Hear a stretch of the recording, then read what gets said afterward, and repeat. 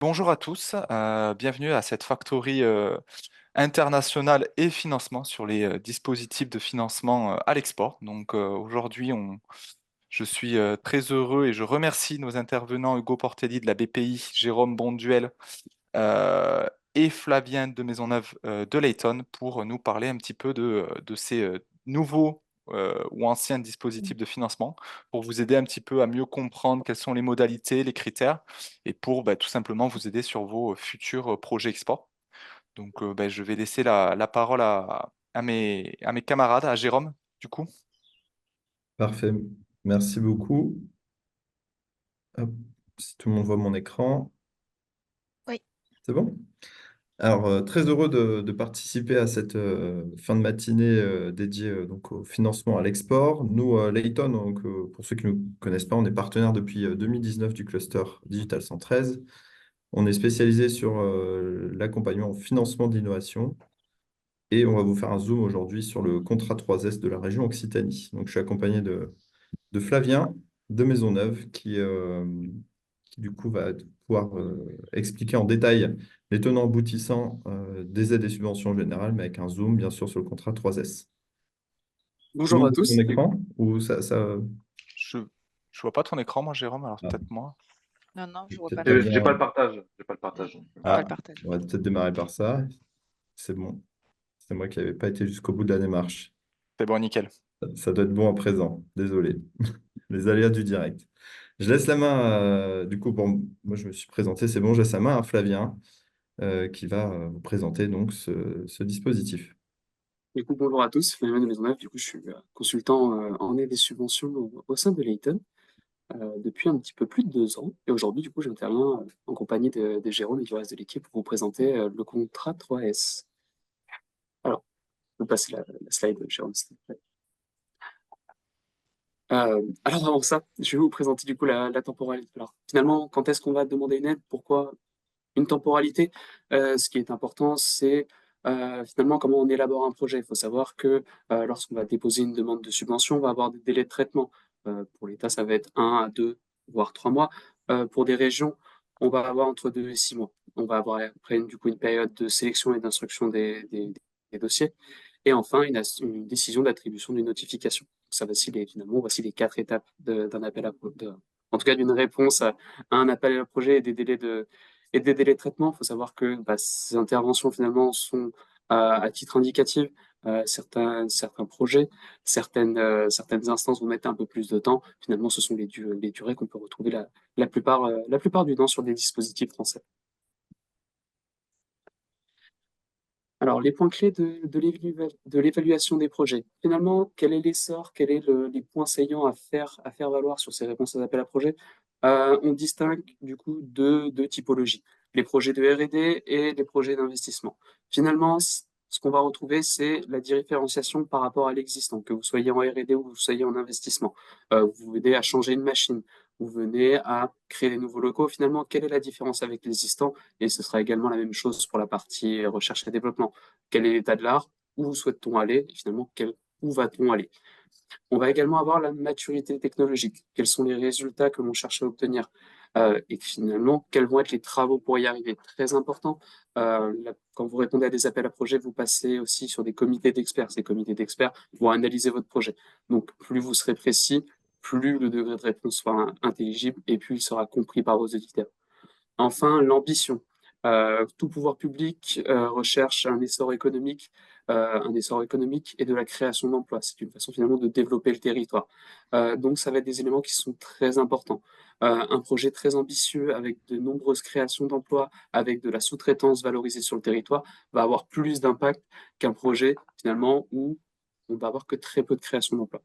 Et enfin, finalement, les cohérences. Les cohérences sur les démarrages et le projet. Si pour une petite tâche, je n'ai pas d'exemple à vous proposer, mais une tâche semble trop facile et que vous mettez une durée, je ne sais pas moi, de 6 mois, finalement, euh, on va se demander quelle est la vraie pertinence. Voilà. Donc, pensez justement à être cohérent avec ces délais et, et surtout dans des budgets. Ça également avec le temps de travail. Enfin, au niveau des entreprises, faut savoir qu'on distingue du coup les statuts d'entreprise, PME, enfin, PME, petites et moyennes entreprises, ETI, entreprises de taille intermédiaire et les grandes entreprises. Certains appels à projets vont préciser uniquement pour des PME, d'autres pour des ETI, d'autres pour des grandes entreprises, et les taux d'aide vont varier selon la taille. Donc il faut faire attention et surtout bien catégoriser son entreprise avant de partir sur ces appels à projets. Enfin, lors de l'instruction, on va vérifier du coup la viabilité financière des projets. Donc, les capitaux propres. On retrouve notamment sur certaines instances le niveau demandé. 1 euro d'aide égale 1 euro de capitaux propres. Donc, bien sûr, tout ça est à voir au moment de l'instruction. Certaines instances vont vous demander, bah voilà, quand avez-vous prévu de faire une levée de fonds, quand est-ce que vous allez les augmenter, etc., etc. Donc, tous ces points sont examinés. Et du coup, va pouvoir permettre de définir finalement l'aide finale proposée. Et enfin, l'équipe projet. L'objectif finalement de se présenter qu'on a la meilleure équipe. Notre équipe est la meilleure. Pourquoi? Parce qu'on a ces compétences, ce niveau d'expérience, ces projets déjà réalisés ultérieurement. C'est ça aussi, en tout cas, les points d'évaluation clés qu'on va retrouver sur ces réponses à ces appels à projets. Aujourd'hui, du coup, principalement, je vais vous parler du coup du contrat 3S. Alors, le contrat 3S, l'objectif, c'est d'accompagner les projets structurants, stratégiques, souverains et générateurs d'emplois pour la région Occitanie. Alors, on distingue deux volets. Aujourd'hui, on va porter sur le volet transformation, qui va plus être tourné vers les investissements, et il y a un autre volet qui va plus se tourner vers l'innovation, rupture technologique avec l'actuel. Donc, le volet transformation, on est sur des projets structurants autour de 36 mois, alors que le volet innovation jusqu'à 48 mois. Ce qui va être très recherché, du coup, comme je l'ai déjà précisé précédemment, ça va être l'impact fort en termes de création, souveraineté industrielle et développement de l'innovation. On veut renforcer les compétences territoriales. C'est surtout ça qu'il faut avoir comme objectif. On cherche à montrer que la région Occitanie, finalement, elle cherche à créer de la valeur, à monter en puissance. Pour cela, du coup, elle va s'adresser à plusieurs bénéficiaires, à toutes les entreprises, de la petite entreprise, de la start-up, jusqu'à la grande entreprise. Tout le monde est associé dans ce projet commun. Bien sûr, le siège doit être établi en Occitanie et l'établissement de production également. Le produit vise à valoriser la région Occitanie. On ne va pas financer une entreprise qui va industrialiser dans une autre région. Donc, bien insister là-dessus. Et enfin, les secteurs d'activité sont assez variables. On va prendre de l'industrie, de l'artisanat, du tourisme, du service aux industries, et enfin du commerce de gros fabriqué en Occitanie. Et enfin, une dernière chose, c'est ne pas être en difficulté. Alors, ne pas être en difficulté, c'est une définition européenne. C'est-à-dire, finalement, vous ne pouvez bénéficier d'aide compte tenu que vous êtes en difficulté. C'est sous-entendu, ça pourrait aider à restructurer votre entreprise. Donc, toutes les entreprises qualifiées en difficulté, vous pouvez vérifier ça sur les outils de la BPI, ne pourront bénéficier d'aide, et cela finalement sur tous les dispositifs français. Du coup, ce contraste, on va observer du coup différentes thématiques. La transformation environnementale et sociale. On vise les processus de production plus sobres, moins de consommation de matière, moins de consommation d'énergie. On vise également la transition vers des systèmes de production d'énergie durable, l'hydrogène, le photovoltaïque, hors photovoltaïque. Attention, on y reviendra un peu plus tard.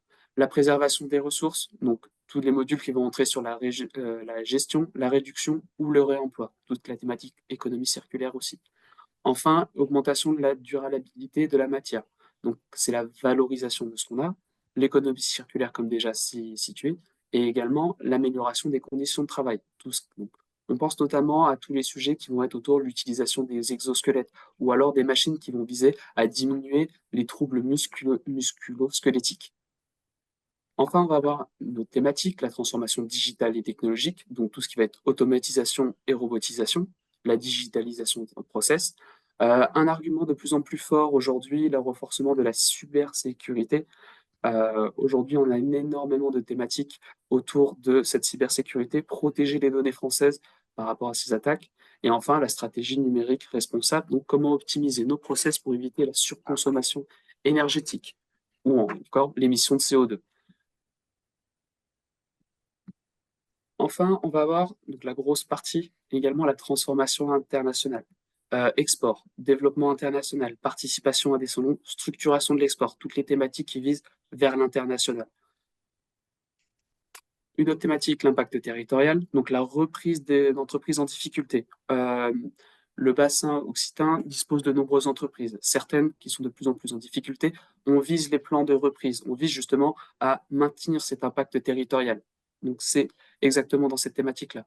Le développement des activités, le développement d'économies stratégiques et structurantes pour la région, et enfin le soutien au logement saisonnier, qui est une thématique de plus en plus mise en valeur, effectivement pour faire rayonner votre région, cette région, pendant finalement tout, notamment pour la période estivale.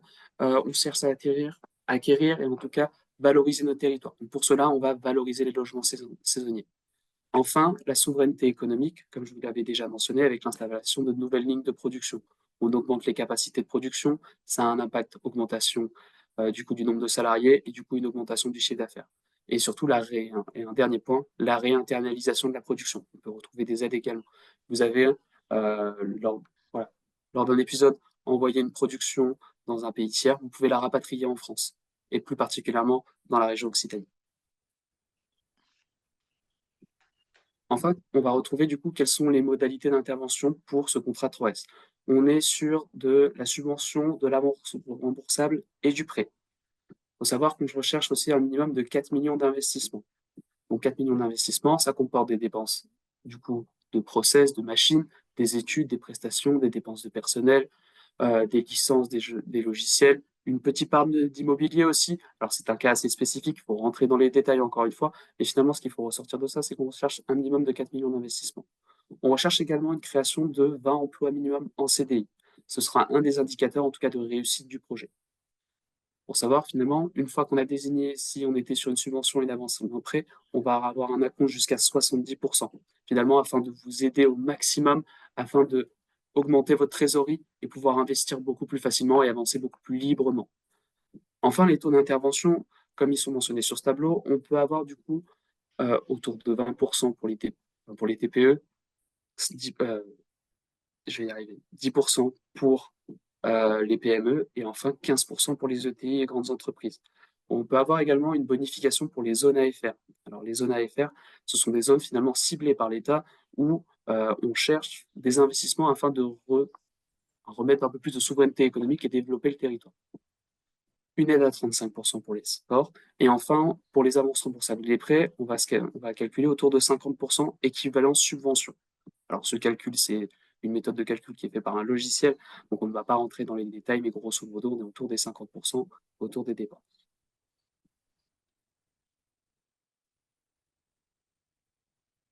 Enfin, du coup, quels sont les facteurs clés de succès d'un projet? Alors, comme je vous l'ai déjà annoncé, l'anticipation. Effectivement, plus vous allez prendre du temps pour préparer votre projet, plus il sera mature et plus vous allez pouvoir rentrer dans les détails. C'est ça qui va être recherché. Plus on rentre dans les détails, plus on est pertinent, plus on est concret. C'est ça qu'on va démontrer lors d'un dépôt d'un projet. Dimensionnement des dépenses. Effectivement, si vous avez vous surdimensionnez vos dépenses, vous perdez en crédibilité. Si vous sous-dimensionnez vos dépenses, finalement, vous allez percevoir une aide qui va être insuffisante à vos besoins. Donc, c'est très important de bien dimensionner ces besoins. Enfin, être incarné par un cabinet de conseil. On va vous aider, nous, alors plus particulièrement, en tout cas, l'équipe fait des subventions chez Eten, on va vous aider à formaliser. On dépose à peu près une cinquantaine de dossiers par an sur des multiples sujets, qu'ils soient développement, qu'ils soient investissement, qu'ils soient R&D. Donc on a l'habitude. Il y a des éléments de langage, des éléments de présentation qui sont en tout cas à bannir. Et du coup, c'est là où on va pouvoir vous apporter le plus de conseils. Et enfin, disposer d'un business plan, c'est votre pitch deck, comment on est très précis, comment on vend, quels sont nos impacts, quel est finalement le plus de notre solution. Et tout ça va nous permettre du coup de centrer autour de 3 points, l'entreprise, l'innovation et le modèle économique. On va donner envie. Notre projet, notre entreprise est la meilleure et on va vous montrer en quelques points comment on est sûr de ce qu'on présente. Je vais juste refaire un petit focus sur BPI et comme ça vous verrez ma souris, ça vous permettra de guider un peu le regard. BPI, qu'est-ce qu'on est pour ceux qui connaissent pas, on est donc la banque publique, on est détenu par l'État et par la Caisse des dépôts et notre rôle au global, ça va être d'intervenir en tant que banque sur des failles de marché, donc sur des endroits, des places de marché où les banques traditionnelles ne veulent pas intervenir ou pour les inciter à intervenir. BPI, donc on a une présence en local, on a une cinquantaine d'implantations aujourd'hui régionales Vous, aujourd'hui, vous dépendez pour la plupart, je crois, de Montpellier, hein, c'est bien ça. Voilà, donc notre volonté aujourd'hui, c'est d'être au plus proche des entreprises au travers de nos diverses implantations. On va avoir plusieurs métiers. Alors ça, ce qu'il faut comprendre, c'est que on va intervenir sur des failles de marché, mais on va intervenir aux côtés des banques traditionnelles sur des choses qu'elles font déjà, mais pour les inciter à vous financer. C'est important de comprendre ça. Pourquoi? Parce qu'en fait, dans ces métiers, il y a des métiers qui sont rentables par nature. Donc, vous allez retrouver le financement, où on ne peut pas concurrencer les banques sur leur secteur d'activité. Et vous avez les fonds propres. Là, on rentre au capital d'une entreprise. Si on fait bien le boulot, normalement, on rentre avec une certaine valorisation. Quand on ressort, la valorisation a augmenté. Donc, ça, c'est des métiers rentables qui vont financer des centres de coûts chez BPI France. Et donc là, vous allez retrouver un centre de coûts l'innovation. Et vous allez retrouver ceci, l'international et l'accompagnement, qui vont être donc l'objet de notre présentation aujourd'hui. Alors, il faut savoir qu'on a des implantations sur tous les continents. Je vous expliquerai tout à l'heure la différence avec Business France, parce qu'on est deux entités bien distinctes, Business France et BPI France. Donc, Business France a une implantation, ils ont des implantations dans le monde entier qui sont très très étendues. Nous, on est plus localisé, donc on a un réseau qui est un peu moins puissant, mais qui a le mérite d'exister et qui, en fait, est un réseau qui est basé soit en ambassade, soit en consulat auprès des services économiques des ambassades. L'avantage, c'est que c'est un réseau gratuit, c'est un réseau avec des informations. Vous avez vraiment accès à tout un panel d'informations et puis surtout, de temps en temps, on va pouvoir l'utiliser pour emporter des délégations d'entreprises à l'international sur des thématiques précises. BPI France, on respecte la politique de financement export des entreprises. Donc, la carte pour 2024, c'est celle-ci. Il y a des pays sur lesquels on peut intervenir, d'autres sur lesquels on ne peut pas intervenir. Et donc, je ne vais pas vous commenter les variations, mais voilà. Par exemple, l'Argentine, en 2024, on a rouvert sur l'Argentine alors que c'était fermé jusque-là. Est-ce que vous m'entendez toujours? Parce que j'ai eu un petit son. Ah oui. Ouais, parfait. Là, vous allez avoir le continuum d'accompagnement BPI en fonction de la maturité de votre projet. On va pas vous le présenter comme ça parce que vous allez voir que je vais vous le présenter sur un format carte mentale qui va être beaucoup plus facile à mémoriser. Ce qui est important aujourd'hui, c'est de se rendre compte du poids de BPI à l'export aujourd'hui. Donc on parle de 22 milliards d'euros déployés en 2023. C'est grandement lié en fait à notre financement à l'international, mais aussi à tout notre rôle d'assureur crédit public français. Et j'entrerai dans le détail juste après. En fait, on va avoir trois catégories de solutions pour vous accompagner à l'international. Et un électron libre ici, que vous connaissez peut-être, mais j'entrerai dans le détail tout à l'heure. La première catégorie, c'est l'accompagnement, qui aujourd'hui est indissociable de tous nos accompagnements en financement. Pourquoi? Parce que on s'est rendu compte en 2016, ça vient d'un constat, c'était que à cette période-là, on avait des conditions de taux extrêmement basses. Sauf que quand on regardait la croissance des entreprises françaises par rapport à la croissance des entreprises, par exemple américaines, on n'était pas du tout sur les mêmes niveaux. D'ailleurs, ça se constate sur les valorisations du CAC 40. Et quand vous comparez avec le Nasdaq, le S&P et le Dow Jones, ça n'a pas du tout eu les mêmes résultats. Donc, on a fait un constat, c'est que les entreprises aujourd'hui étaient financées, on envoyait du cash dans l'économie. Par contre, on les accompagnait pas assez. Donc, ce métier de l'accompagnement, c'est un métier qu'on a créé en 2016 et qui va se décliner avec diverses solutions, avec des niveaux de maturité un peu différents en fonction des entreprises, et dont on va retrouver une déclinaison à l'international.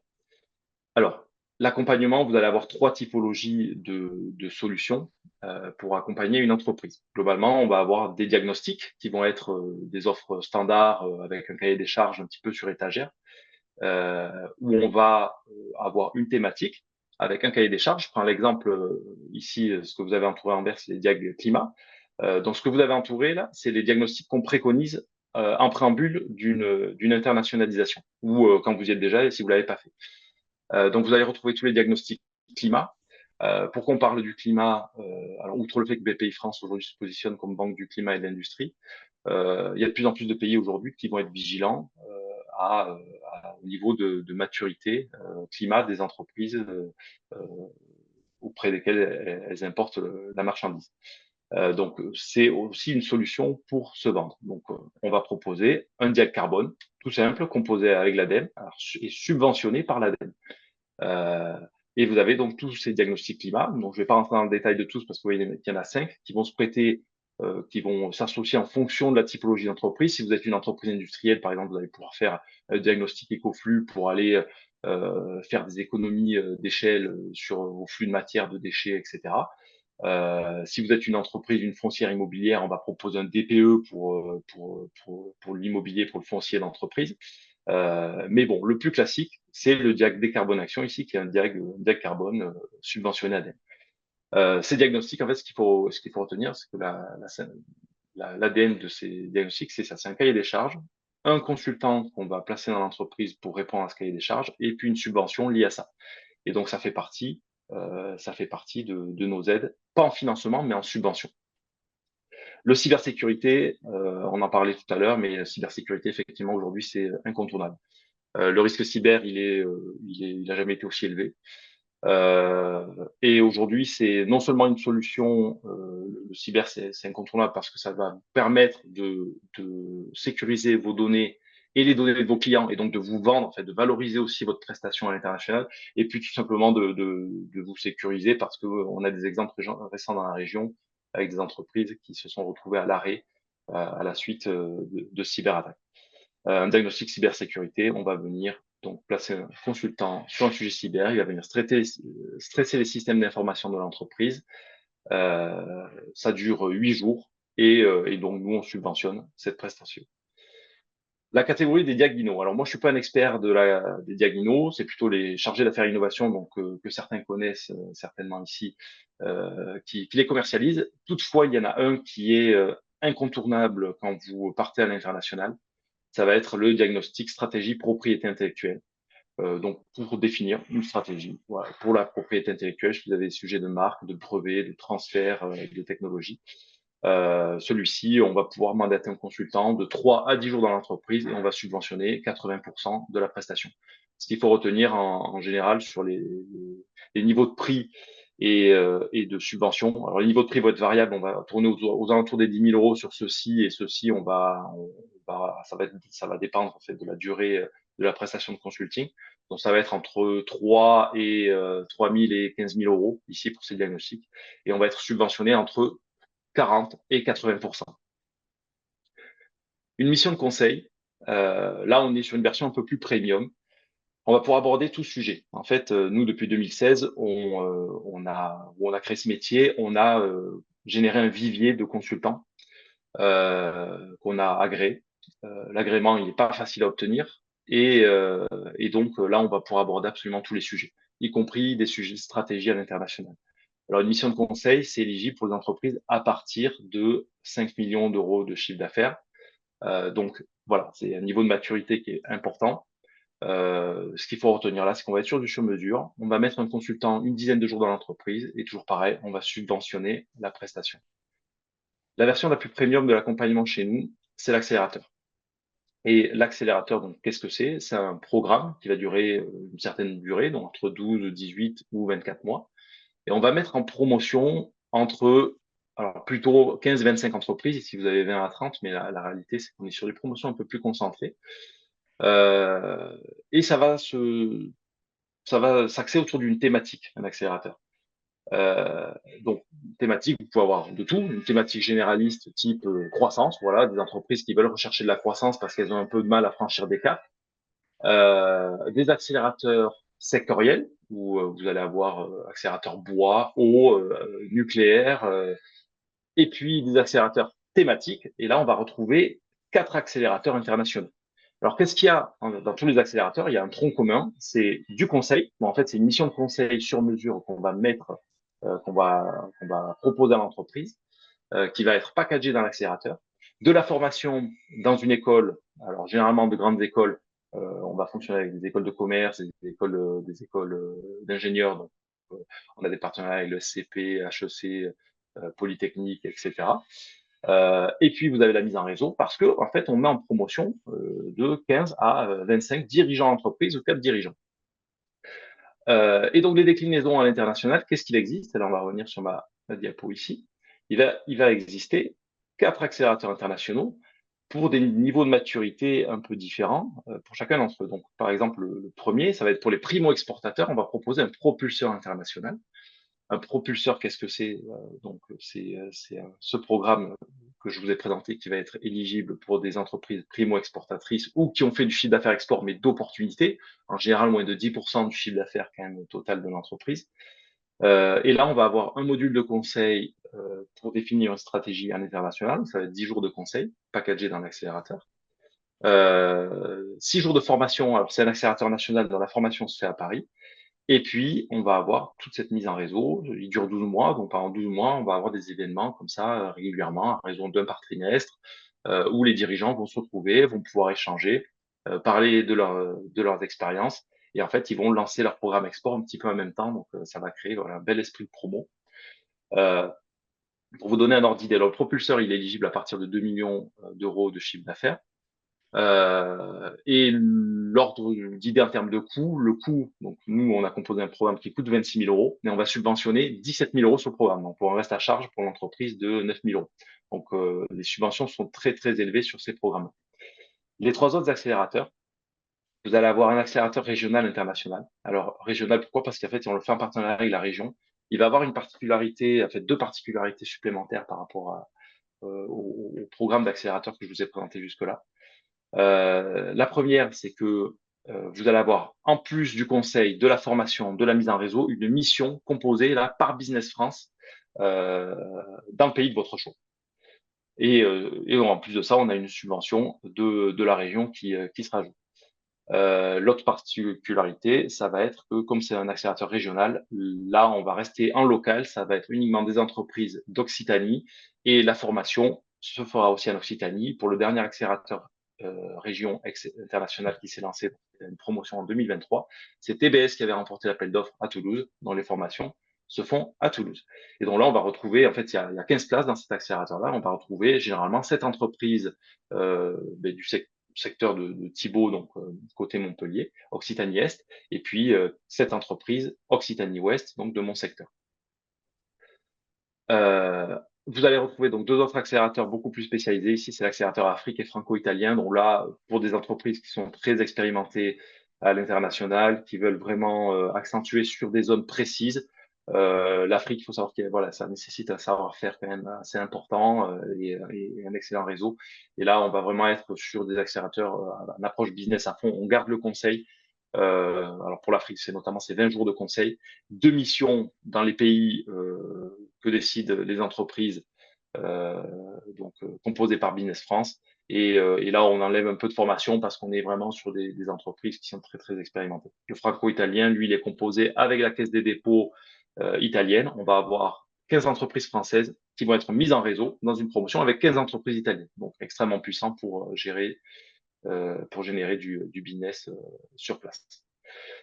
Les parcours business ici, ce sont des missions qu'on va organiser donc avec nos interlocuteurs pays. Donc là, ça va être plus restrictif. On va être vraiment sur une délégation d'entreprise sur un secteur d'activité donné, sur un territoire donné. Je donne un exemple d'un parcours business qui va se lancer prochainement. C'est Aéronautique Amérique du Nord. Donc nous, on va embarquer 15 entreprises. On va les prendre avec nous donc dans les ambassades du Canada et des États-Unis, avec certainement une présence ministérielle française. Voilà, tout ça pour leur faire rencontrer des grands donneurs d'ordre du secteur de l'aéronautique aux États-Unis. Je vais faire un petit focus sur la Team France Export. Parce que l'accompagnement BPI, c'est pas que des missions aussi qui sont subventionnées, c'est aussi de la mise en relation. Et la Team France Export, alors parfois c'est une notion qui est un peu floue pour certains. C'est l'association de tous ces intervenants là que vous avez sous les yeux, donc la région Occitanie, Business France, BPI, l'IACCI, Ad-hoc, et j'en passe, donc il y a l'INPI, les douanes. Et en fait, pour tout sujet, généralement, les points d'entrée privilégiés vont être Business France et BPI France. On a aussi de temps en temps Ad-hoc et la région. Mais en fait, nous, dès que vous avez un sujet qu'on va identifier et auquel on ne pourra pas répondre, on va vous mettre en relation avec les intervenants de la Team France Export. Et donc, il y en a certains qui ont déjà dû avoir affaire à eux. Mais voilà, ça, c'est un réseau ultra puissant. Petit focus ici, je ne sais pas si vous le voyez bien, mais c'est les conseillers du commerce extérieur. On peut vous mettre en relation avec des conseillers du commerce extérieur qui sont des dirigeants d'entreprise qui en fait ont une expérience à l'international de plusieurs dizaines d'années en général, parfois qui ont des filiales à l'international. Et là, c'est un système de parrainage qui est totalement gratuit et qui est un véritable aussi accélérateur et un gros coup de pouce si vous avez besoin d'être mis en relation. On passe au financement. Alors, financement, qu'est-ce qu'on va retrouver? On va retrouver plusieurs catégories, donc du financement classique BPI France, que certains connaissent peut-être. On va avoir la possibilité de rentrer au capital des entreprises dans le cadre d'une croissance externe à l'international, dont je vais rentrer dans le détail. Un prêt BPI France, y compris à l'international, c'est quelque chose qui est en fait un prêt assez classique BPI. Donc là, on va être sur du financement. Et si vous m'avez écouté tout à l'heure, c'est une des thématiques où on ne peut pas rentrer complètement en concurrence avec vos banques traditionnelles. Donc, qu'est-ce qu'on va faire en financement traditionnel, nous? Déjà, on va avoir une limitation, c'est qu'on va devoir intervenir avec un financeur bancaire.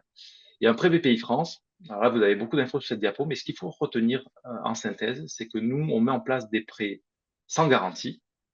On ne va pas prendre la caution personnelle du dirigeant, on ne va pas prendre le nantissement du fonds de commerce. On va faire des prêts avec potentiellement un petit peu de différé, donc sur demande. Par exemple, on peut faire du 7 ans, dont 2 ans de différé. Ça, c'est des choses que les banques traditionnelles proposent peu. Donc, on est un peu sur une faille de marché. Et puis surtout, on va être sur du prêt non affecté. Alors, qu'est-ce que ça veut dire du prêt non affecté? Ça veut dire qu'on n'a pas besoin de financer du matériel. Donc, dans un plan de financement, on va pouvoir financer tout type de choses. Donc, dans un contexte international, une prise de participation majoritaire ou minoritaire, donc une croissance externe. On va pouvoir financer de la variation de BFR générée par une croissance liée à un projet export. Et puis voilà, on va pouvoir. En fait, concrètement, ce qu'il faut retenir, c'est qu'on va décaisser un prêt sur le compte de l'entreprise et que l'entreprise va pouvoir faire ce qu'elle veut avec ce cash-là. Et donc, ce prêt va pouvoir financer par nature des opérations à l'international. Dans le cadre d'une croissance externe, on va pouvoir intervenir aux côtés de l'entreprise pour entrer au capital d'une entreprise étrangère que vous souhaiteriez racheter. Donc ça s'appelle, là on est sur un sujet investissement plus que financement, on passe au travers du fonds build-up international. On va être sur des valorisations assez importantes d'entre 10 et 150 millions d'euros. Et on va pouvoir intervenir sur tout secteur d'activité, donc hors banque et immobilier, mais ça, c'est du classique chez BPI France. Donc, si vous avez des sujets de croissance externe, donc voilà, niveau de maturité assez important, vous pouvez nous interroger là-dessus et on peut intervenir. Le crédit export, c'est un outil de souveraineté puissant de l'État français. Donc, pour ceux qui ne connaissent pas le crédit export, le concept, c'est quoi? C'est que BPI France va proposer une solution de financement à un acheteur étranger pour que cet acheteur étranger achète la marchandise de notre exportateur français. Donc, imaginons un exportateur, vendeur de machines agricoles en France qui décide d'aller vendre des machines au Sénégal. Il va pouvoir proposer la solution de financement BPI France à des taux très compétitifs à l'acheteur sénégalais. Donc, que des avantages pour ça. Le premier, c'est que l'exportateur français a un avantage compétitif par rapport à ses concurrents parce qu'il va proposer une solution de financement. Le deuxième, c'est que l'acheteur, en fait, généralement, nous, on va être plutôt présent sur des pays où les conditions d'accès au financement sont chères. Et donc, on va pouvoir proposer des taux de marché type européen à des entreprises où l'accès au financement se fait à des taux qui sont pas du tout compétitifs, plutôt au-delà des 10%. Ça, il faut savoir que c'est quelque chose que les banques commerciales proposent, mais elles vont intervenir sur des tickets à partir de 25 millions d'euros. Et donc, c'est là que BPI France prend son rôle sur cette faille de marché, sur des tickets à partir de 1 million d'euros. Donc, voilà, si vous êtes une entreprise, que vous vendez du matériel, alors il faut qu'on soit plutôt sur de l'amortissable, évidemment, hein, parce qu'on va mettre en place un financement moyen terme. Et que vous souhaitez proposer, et que vous travaillez sur des pays plutôt en voie de développement, donc Afrique, Amérique latine, où les conditions d'accès au financement sont pas aisées ou à des taux assez élevés, vous pouvez nous interroger projet par projet sur des projets de plus de 1 million d'euros pour qu'on intervienne en financement. Et là, on peut intervenir seul jusqu'à 25 millions d'euros. Au-delà, on demandera un partenariat bancaire. Je ne rentre pas dans le détail des formules, il faut juste retenir voilà, que vous allez proposer une solution de financement à votre acheteur. En fonction du montant, il y a 2 typologies. Et là, on rentre vraiment dans le détail.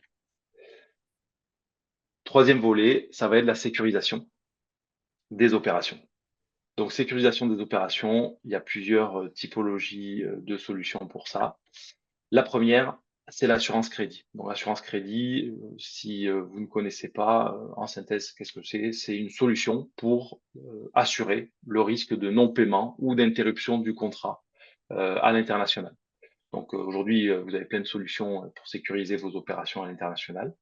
Il y a des lettres de crédit confirmées, il y a des crédits documentaires, et puis il y a de l'assurance crédit. Donc il y a les assureurs crédits privés que vous connaissez peut-être, la Coface, les RMS, etc. Bien, nous, on a récupéré l'activité publique de la Coface en 2018, et donc on est aujourd'hui BPI France, assureur crédit public français. Comment ça fonctionne? Dans le cadre d'un contrat à l'international, on va vous demander d'avoir un acompte de 15% du montant du contrat. Et on va pouvoir ensuite, le delta, donc de 85% du contrat, on va pouvoir l'assurer, nous, à 95%. Et là, on va pouvoir assurer le risque de non-paiement lié à un risque politique ou économique ou climatique, ou en fait de tout type. Et on va venir donc rembourser, en cas de non-paiement, 95% du montant du contrat qui était assuré. Donc ça, c'est extrêmement sécurisant. Ce qu'il faut savoir, c'est que nous, on ne peut pas concurrencer de façon abusive les assureurs crédits privés. Donc, sur les pays de l'OCDE, on va avoir quelques limitations. Il faut qu'entre le moment où vous signez votre contrat et le moment où vous percevez la dernière tranche de paiement sur ce contrat, il faut qu'on ait eu plus de 24 mois. Mais par contre, il y a des pays où vous n'êtes pas, donc tous les pays hors OCDE, on n'a pas de contraintes de ce type-là. Et là, on va pouvoir intervenir. Alors, quelle différence avec un assureur crédit privé? La première différence, c'est qu'on va pouvoir intervenir sur des pays parfois plus exotiques, donc plus risqués. Ensuite, on va étudier, nous, au cas par cas. Donc, on va pouvoir intervenir sur du souverain, du public et du privé. Et en fait, on va étudier la solvabilité, soit du souverain, soit du public, soit du privé, au cas par cas. Donc, on va regarder contrat par contrat. Et donc, souvent, on va avoir la possibilité d'être un petit peu moins cher que les assureurs crédits privés. Ceci dit, comme on est sur du process contrat par contrat, il faut nous interroger un petit peu en amont. Donc, par exemple, en phase de négociation d'un contrat, vous savez que vous allez signer un contrat de 100 000 euros. Vous voulez le faire assurer. Vous nous interrogez en amont. On peut vous communiquer le montant de la prime. L'avantage aussi, c'est quoi? C'est que vous allez pouvoir répercuter le montant de cette prime à votre client. Et comme ça, vous assurez votre contrat en quelque sorte gratuitement. On va aussi proposer des solutions de protection, de sécurisation du change, du coût de la devise. Alors, toujours pareil, c'est des solutions que vos banquiers traditionnels vont proposer de façon assez régulière. Sauf que là, encore une fois, on intervient sur une faille de marché. Et la faille de marché, c'est la négociation. C'est-à-dire entre le moment où vous allez proposer un prix et mettre un devis et le moment où vous allez signer votre contrat. Parfois, il peut y avoir des périodes très longues. Eh bien, nous, on a la possibilité d'intervenir sur la phase de négociation. Et puis, généralement, on travaille en très bon terme avec les banquiers traditionnels. Alors, on peut prendre la suite si le banquier, ça n'intéresse pas. Mais si vous voulez continuer à protéger la devise après la signature du contrat, le banquier traditionnel peut prendre le relais. On a une quarantaine de devises éligibles. La devise la plus couverte, on va dire 90% des contrats, c'est l'US GAAP. Et puis, on va avoir aussi le dollar canadien. Voilà, donc ça, je rentrerai pas plus dans le détail. Vous avez d'autres solutions. On a une cellule à Paris qui va gérer tout ça. Donc, si un jour vous êtes intéressé de protéger parce que vous avez déjà subi des variations de change, et d'ailleurs c'est plutôt le cas de figure classique, hein, c'est-à-dire que vous commencez à l'export, vous travaillez en devise, vous essuyez une perte de change une année, ça vous vaccine, et puis derrière on est souvent sollicité sur ces solutions-là. Les assurances caution export, qu'est-ce que c'est? Alors là, vous allez être dans le cadre donc quand vous demandez un acompte à votre client à l'international pour effectuer votre prestation, parce que vous avez besoin d'effectuer les premiers achats pour répondre à la commande. Vous allez demander un acompte à votre client, et lui, il va vous demander quoi? Il va vous dire, ben, je veux bien vous verser votre acompte. Par contre, qu'est-ce qui va me prouver derrière que vous n'allez pas vous tirer avec l'argent? Et donc là, ils vont vous demander une caution bancaire, une caution de restitution d'acompte. Et BPI France n'est pas émetteur de lignes de caution. Ça, c'est le travail de vos banquiers traditionnels. Donc, vous allez voir votre banquier traditionnel, où il dit, voilà, mon client m'a demandé une caution de restitution d'acompte, j'en ai besoin rapidement parce que j'ai mon contrat à signer. Et là, votre banquier va vous dire quoi? Oui, mais d'accord, moi, je veux bien vous les mettre. Par contre, c'est très risqué. Donc, il va vous dire, allez voir BPI. BPI assure 80% des lignes de caution export des banques. Alors, uniquement des cautions export. On fait pas l'import, hein. Dans la pratique, c'est très facile à mettre en place, mais il faut l'anticiper. Nous, on a des délais d'instruction qui sont environ de un mois et demi. On étudie totalement gratuitement la demande. Du moment que vous avez un contrat en fait qui est en cours de négo, on peut le regarder et on peut délivrer donc un agrément pour une assurance pour une quotité à 80% du montant des lignes de caution que vous auriez à demander auprès de vos banquiers sur l'année qui suit. Donc ça, c'est de la caution assez classique. Et puis en fait, vous allez trouver le pendant, on va dire, plus rare, mais qui peut survenir aussi, c'est quand vous travaillez avec des pays qui refusent de vous délivrer un acompte.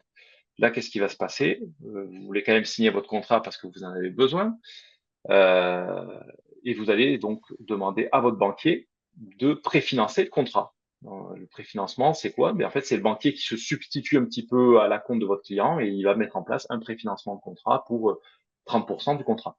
Donc ça, c'est un engagement qui est encore plus risqué pour votre banquier traditionnel. Et donc là, évidemment, à anticiper, eh bien, on peut aussi assurer à 80% la ligne de préfinancement que pourrait mettre en place votre banquier. Donc toujours pareil, dans la demande, vous demandez d'abord à BPI d'assurer, et ensuite vous allez voir votre banquier avec l'agrément BPI, et le banquier peut très rapidement se positionner sur votre demande. Alors pour les critères d'éligibilité, je vais quand même faire un petit focus. Ici, en fait, c'est chiffre d'affaires. On est passé en début d'année, on peut assurer à 80% pour toutes les entreprises. Et au-delà de 300 millions, ici vous avez marqué 150 millions, mais en fait le critère ETI pour BPI France Assurance Export, il est un petit peu différent que pour les banques traditionnelles et pour BPI France Financement. C'est 300 millions d'euros de chiffre d'affaires. Donc voilà, si aujourd'hui il n'y a personne dans cette visio qui fait plus de 300 millions d'euros de chiffre d'affaires, vous serez éligible à la quotité de garantie à 80%. Pour parler du coût aussi, je disais l'étude est gratuite.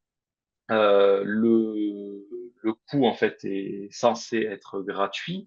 En fait, on est en partage de risque. Donc, si votre banque facture 1, nous on prend 80% de la rémunération, donc 0,80. Après, il y a des actes de gestion, donc vous pouvez parfois avoir une petite surfacturation, mais c'est votre banquier qui vous refacturera. BPI France ne vous facturera jamais la mise en place de ces solutions. La garantie de projet international, c'est une garantie qui va être utile lorsque vous allez avoir des sujets filiales. Donc, quand vous créez une filiale, imaginons vous créez une filiale en Espagne, en 2024, vous dites, je crée ma filiale, j'apporte 100 000 euros dans ma filiale. Très bien. Dans 3 ans, votre filiale, ça n'a pas fonctionné, vous décidez de la fermer. Vous avez perdu 100 000 euros, en théorie. Maintenant, si vous décidez de solliciter une garantie de projet international, BPI France va pouvoir appliquer en fait le mécanisme de garantie qu'on applique aux banquiers sur leur crédit, mais aux apports de l'entreprise dans sa filiale à l'international. Donc nous, on va pouvoir, dans le même cas de figure, la filiale espagnole ferme dans 3 ans, on a la possibilité de rembourser 50 000 euros parce qu'on a garanti 50% des apports dans cette filiale en 2024. Dans la pratique, donc, la mise en place est très aisée et surtout, c'est très peu coûteux comme solution. On va avoir un coût qui va varier en fonction du risque pays, dont l'Espagne, le risque pays, on va être sur une commission à 0,5%. L'Ukraine, on a des sollicitations, on va être sur des commissions aux alentours des 2%. Donc, c'est le plus cher. Qu'est-ce que ça veut dire? Ça veut dire que pour garantir 100 000 euros d'apport sur une durée de 3 ans, parce que vous avez le choix de la durée, en Espagne, ça va vous coûter en fait 1500 euros sur 3 ans pour garantir 50 000 euros. Donc pour potentiellement se voir rembourser 50 000 euros à l'issue de la fermeture de la filiale. On va assurer un risque de défaillance économique. Donc là, on ne va pas assurer le risque politique. Donc ça, ce sera très important lorsque vous argumenterez en fait l'argumentation d'échec. C'est très important de préciser qu'il y a eu un risque économique. Le dernier item, qui ne fait donc partie d'aucune de ces 3 grandes catégories, parce qu'en fait, c'est un peu hybride, ça fait partie, c'est à moitié financement, à moitié sécurisation, c'est l'assurance prospection. Donc l'assurance prospection, qu'est-ce que c'est? L'assurance prospection, c'est une solution de financement en synthèse des dépenses de prospection de tout type. C'est une solution de financement sur 9 ans, si je prends la version sur 9 ans, avec 5 ans de différé, 4 ans d'amortissement, à taux zéro, dont le remboursement est conditionné à la réussite de votre projet export. Et vous avez un seul coût, c'est une prime d'assurance de 3% de votre budget de prospection. On rentrera, je vous donnerai un exemple chiffré après. Donc là, dit comme ça veut dire quoi? Ça veut dire que dans le pire des cas, c'est un financement sur 9 ans avec 5 ans de différé à taux zéro. Dans le meilleur des cas, c'est une quasi-subvention où vous rembourserez que partiellement le montant de l'aide. Quel type de dépenses on va pouvoir prendre en compte dans l'assurance prospection? Alors, les dépenses de prospection, qu'est-ce que c'est? Vous allez retrouver des déplacements, des frais de déplacement. Donc, ça va être des billets d'avion, par exemple. Ça va être des salaires par exemple, le dirigeant se déplace dans le pays. Dans quel pays on va fixer une zone de prospection en préambule, c'est-à-dire vous allez me dire par exemple toujours l'Espagne. Il se déplace en Espagne, on va pouvoir prendre les billets d'avion pour l'Espagne, et puis pour chaque jour de présence en Espagne, on va prendre 200 euros au titre du salaire, 200 euros au titre de l'hôtellerie, restauration et frais de déplacement sur place, des taxis, etc. Ça va pouvoir être aussi des frais de création d'un service export, donc des recrutements, par exemple, d'un agent commercial ou d'un VIE dans un bureau en Espagne. Donc, si le recrutement a lieu 6 mois, dans les 6 mois après la mise en place du contrat, on peut prendre la totalité du salaire dans le budget de prospection. Ça va être quoi aussi? Ça va être des dépenses de marketing, des frais de Google AdWords, ça va être des frais de traduction, des frais juridiques, d'adaptation réglementaire, etc. Et puis aussi des frais pour des sommes. Bon, bref, vous avez une cinquantaine de postes différents. Quand vous avez une annexe, une demande à déposer, vous verrez qu'il y a énormément de choses qui sont prises en compte. Donc, à partir de là, on va fixer un budget de prospection. Donc là, vous avez un exemple sur la version 7 ans, dont 2 ans de prospection. Donc, je vais vous donner cet exemple sur cette durée-là, cette maturité-là. Donc, imaginons que vous vouliez prospecter l'Espagne. Vous me dites, j'en ai pour 2 ans et je vais en avoir pour 200 000 euros sur ces 2 ans. Donc, 200 000 euros, c'est votre budget de prospection. Nous, on va pouvoir financer 65% d'un budget de prospection. Donc, dans cet exemple-là, ça va être 130 000 euros. On va valider ce budget à 200 000 et on va vous verser à la signature du contrat 50% de l'avance, donc de 130 000 euros, on va vous verser 65 000 euros. Et puis, vous allez prospecter.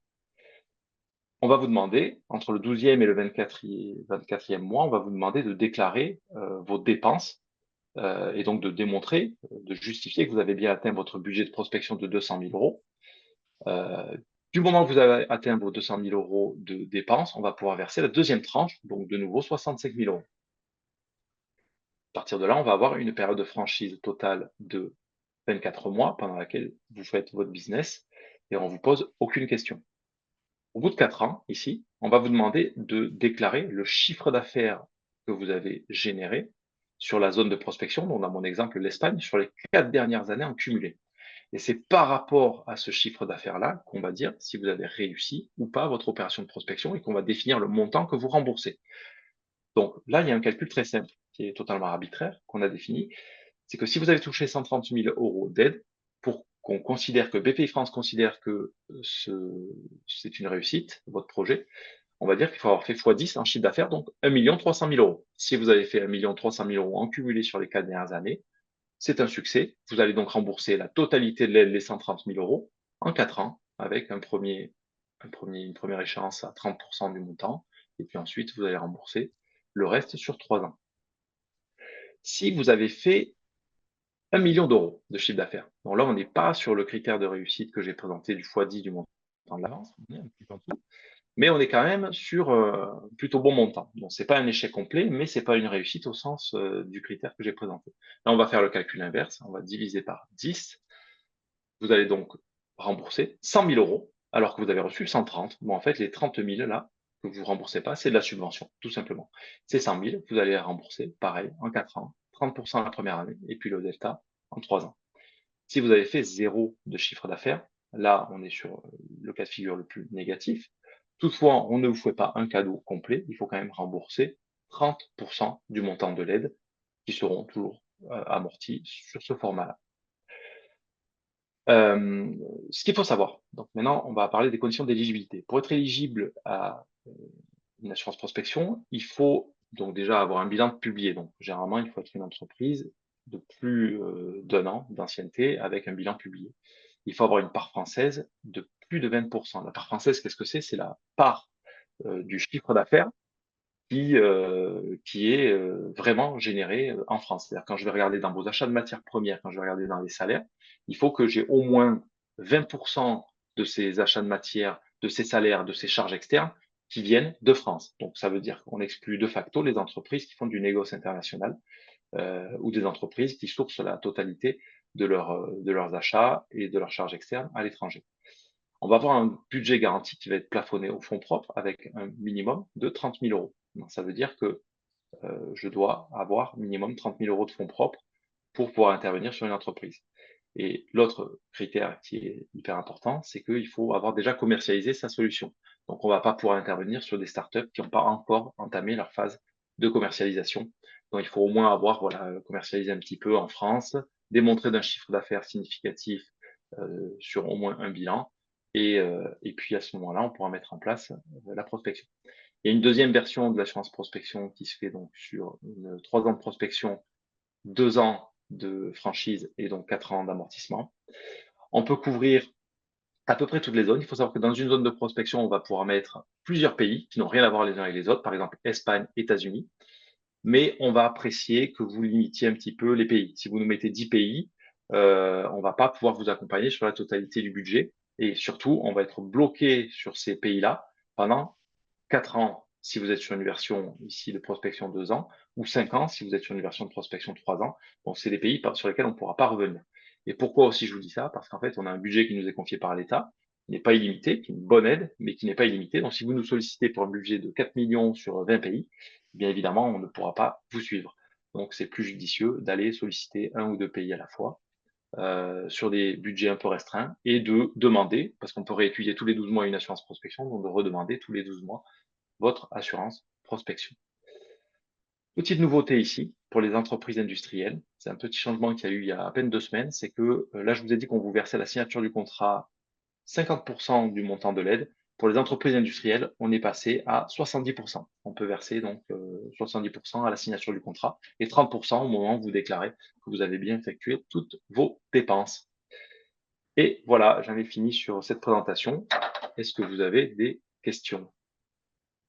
Merci Hugo. On va peut-être prendre des questions. Alors, on est un petit comité, on n'est que 13, donc n'hésitez pas à prendre la parole directement si vous avez des questions, aussi bien pour Hugo de la BPI ou l'équipe de Layton. J'ai une question pour deux questions pour Hugo, mais Ouais. je pense que ça va revenir au même par rapport au crédit export et à l'assurance prospection. Euh, Mhm.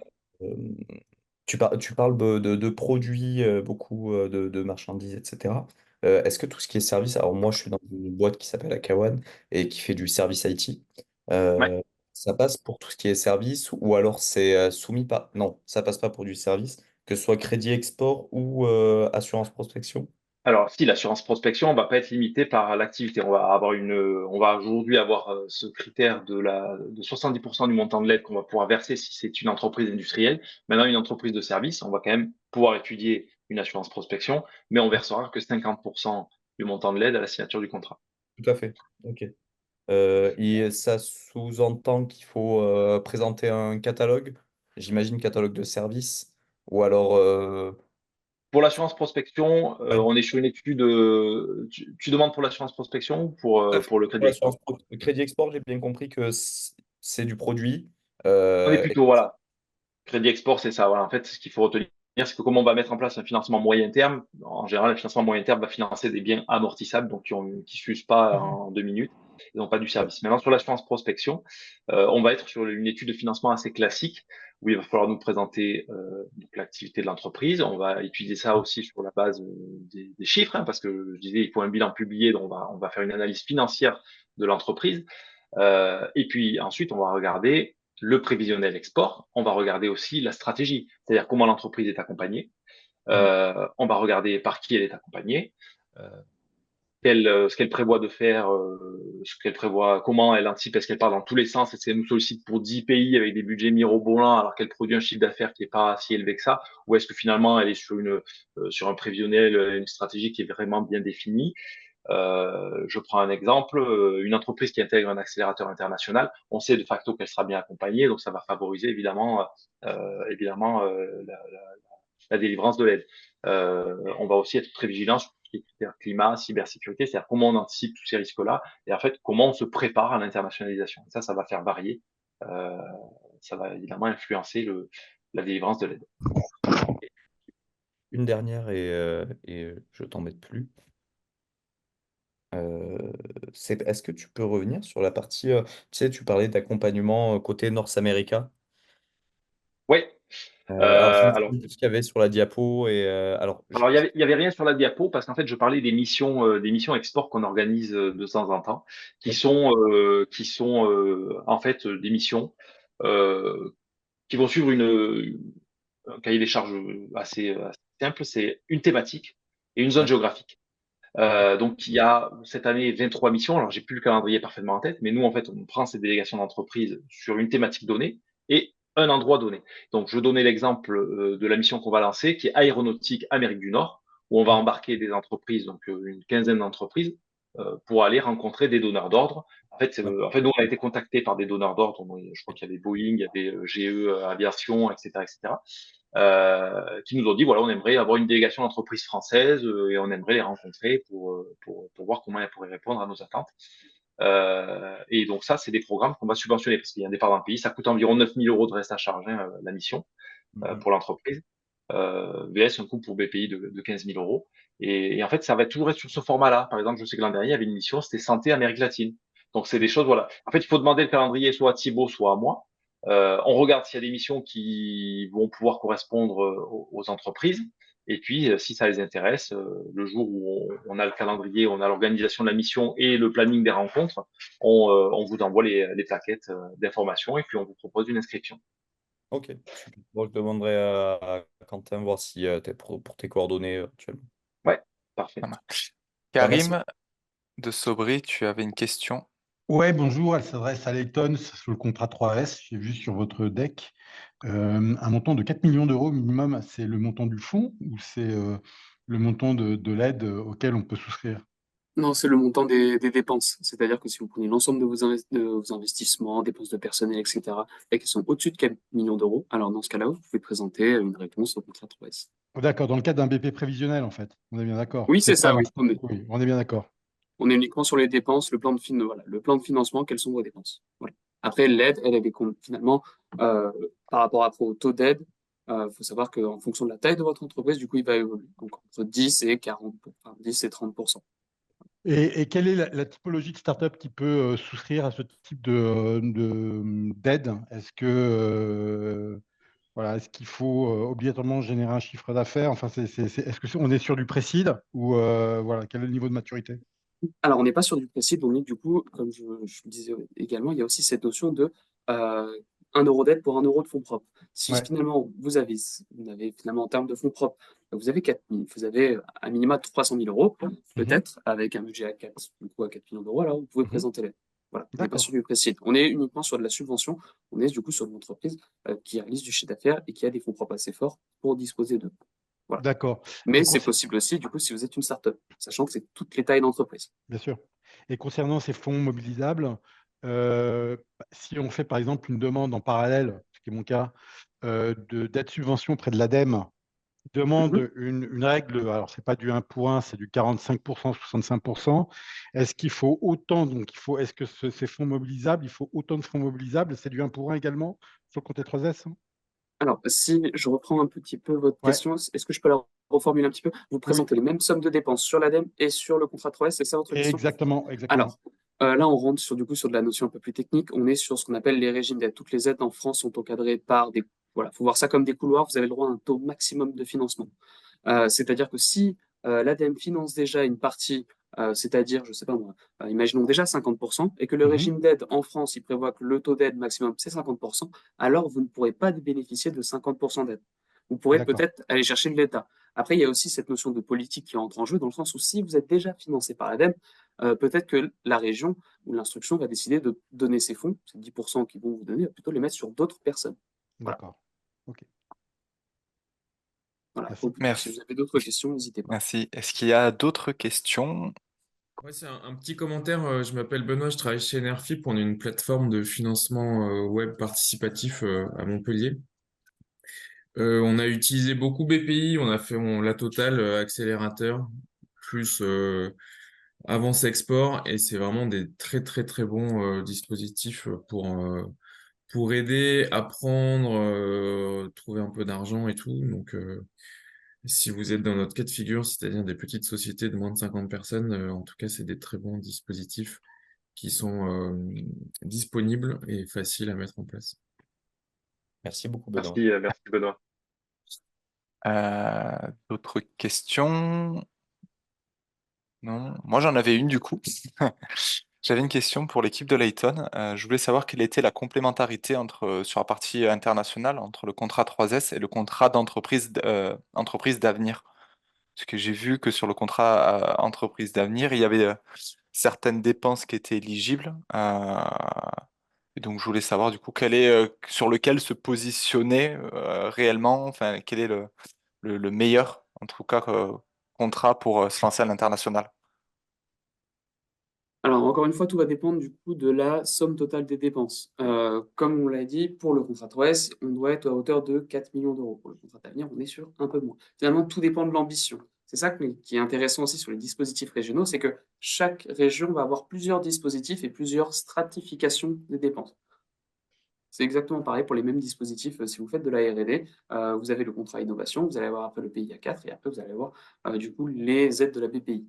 Voilà. Chaque région a ses strates différentes qui permettent de financer du petit ou du moyen ou du très grand. Donc, c'est plus intéressant de commencer déjà par le contrat avenir d'entreprise, puisque c'est peut-être, il y a une somme plus petite, mais ça permet pour les premières missions d'exportation d'être, Si vous envoyez, enfin, après tout dépend finalement de votre promotion. Si vous dépensez directement 4 millions d'euros, vous êtes sûr de pouvoir dépenser 4 millions d'euros. Alors effectivement, le contrat 3S, tout dépend finalement, le curseur est à placer en fonction de vos dépenses. Encore une fois, si vous voulez tester quelque chose, vous avez une ambition à hauteur de 1 million d'euros, bah, peut-être le contrat d'avenir va être plus pertinent que finalement mettre une grosse maille beaucoup plus importante, engager des dépenses, encore une fois, beaucoup plus importantes, qui finalement après vous engagent. Voilà. ça marche. Merci. Et écoutez, s'il n'y a pas d'autres questions, on va clore cette factory. Dernière question, dernière chance? Non? Juste, peut-être Ah, dernière question sur les conseillers. C'était Hugo, je crois, qui en parlait dans le cadre du réseau. Mhm. Comment avoir cette expertise gracieuse, entre guillemets, et expérimentée de ces entrepreneurs qui ont fait et qui ont cette expérience de l'export de leurs solutions ou de leurs services? Alors, c'est très simple. Il suffit d'envoyer un mail à Marie-Hélène Penner, dont je ne sais pas s'il y aura ensuite une restitution, éventuellement mail avec les coordonnées de certains intervenants. Mais je pourrais transmettre le mail de Marie-Hélène Penner, qui est la déléguée régionale des conseillers commerce extérieur de la France en Occitanie. Je crois qu'elle gère toute l'Occitanie. Elle est basée à Toulouse. Et pour ensuite organiser ce système de parrainage. C'est très simple. Il suffit d'expliquer son secteur d'activité, sur quel pays on veut aller. Et de temps en temps, on peut trouver vraiment ils sont nombreux, hein, les conseillers commerciaux extérieurs. Donc, Ok, on super. Je, trouve. je connais Alors, très, je connais très bien Karim, Marie-Hélène, Karim, si tu si veux. ça marche bien, je vous le souhaite. Moi, ils me répondent jamais. Ah ouais? Je peux, je, Mais Et je dois certainement pas avoir les bons contacts et tout. je vous Mais ferai faut une mise, essayer. Il y a plein de choses à essayer et ainsi de je suite, vous quoi. ferai une mise en relation si vous voulez. Je connais très bien Marie-Hélène. Je l'ai au téléphone lundi encore. Donc, s'il y a besoin de faire un peu de forcing, voilà. ouais, ça Le, peut aider. il n'y a pas de souci. On tient en contact par mail et je ferai une mise en relation. Super, Moi, j'en merci. parle autant parce que j'ai plutôt d'excellents retours, Benoît, pour le coup, de mon côté, sur mon secteur. Ouais. Super. Ben, écoutez, merci à tous. Merci encore à nos intervenants, Merci. Hugo, Flavien et Jérôme. Donc voilà, n'hésitez pas à les recontacter pour poursuivre vos questions sur le contrat 3S, contrat avenir d'entreprise avec Layton et avec Hugo pour la BPI. Je vous souhaite à tous une bonne après-midi et on se retrouve à bientôt pour une nouvelle factory. Merci, au Merci revoir. beaucoup. Au Merci. revoir. Merci, Bonne à journée à Bonne tous. Bonne Au journée, journée, au au revoir. merci. revoir.